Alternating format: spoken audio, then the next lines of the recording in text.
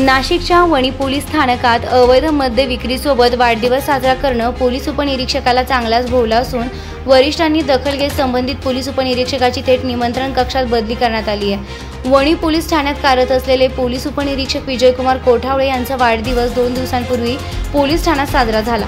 या वाढदिवसाला अवैध मद्य विक्री करणारे व पुरवठा करणारे हे देखील उपस्थित होते।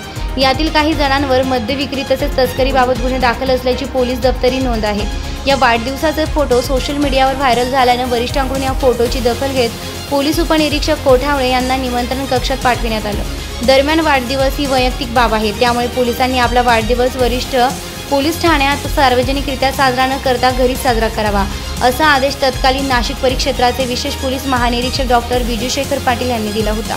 या आदेशाला वाटण्याच्या अक्षता लावत पोलीस ठाण्यातच पोलीस उपनिरीक्षकाचा वाढदिवस साजरा झाला आणि या वाढदिवसाला मद्य विक्रेते व पुरवठादार हजर राहिल्यानं हा वाढदिवस पोलीस उपनिरीक्षकाला चांगलाच भोवला असल्याची चर्चा सर्वत्र होतीये।